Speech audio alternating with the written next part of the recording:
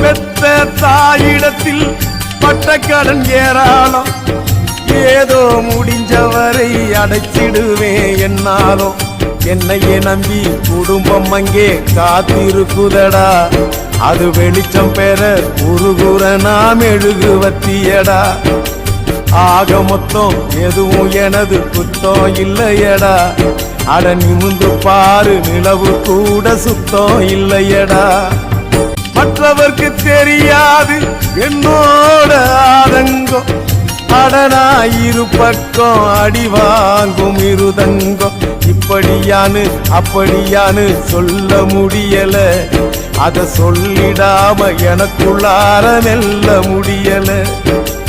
என்ன பத்தி கண்ணங்கிட்ட கேட்டு பார்த்தேன்டா, நீ கவலைய விடு கடமையை செய் என்று சொன்னான்டா.